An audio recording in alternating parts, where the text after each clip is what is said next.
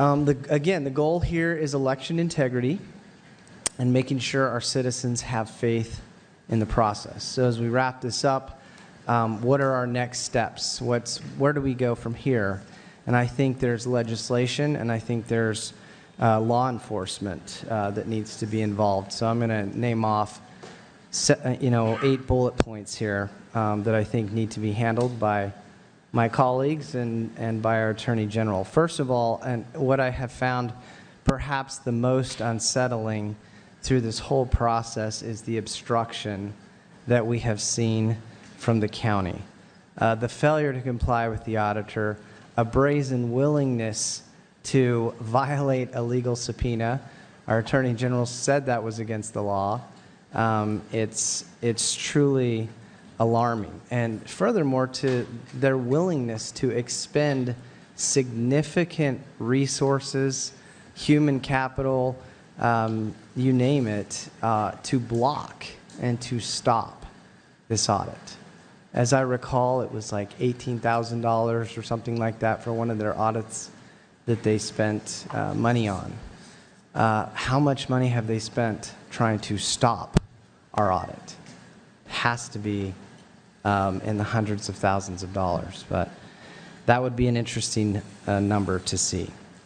Number two, the numbers don't reconcile. As you've seen through, this is a theme throughout all the reports, all of us as citizens, we should be able to pull up these election results, and we should be able to, every direction, reconcile the numbers. If I subtract, early ballots, or if I subtract, or if I add the rejected, if I, no matter which way, you should be able to come up with a reconciliation so that everything balances.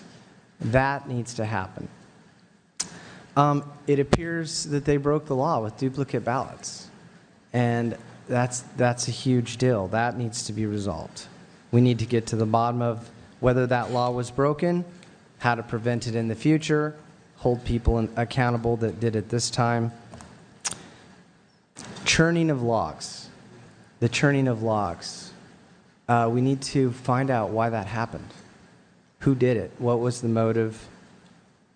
And what was there? We need to get to the bottom of the logs that were there. Chain of custody issue. Number 5, chain of custody issues. Number 6, a failure to preserve data files. And number 7, cybersecurity weaknesses that were shown by Mr. Cotton, so evident here. Those are not going to get any better. We're seeing people being held hostage via cybersecurity every day, and it's constantly becoming more sophisticated. We have to definitely need to up our game there. And number 8, the envelopes with blank signatures. We have a lot of questions there that need to be answered.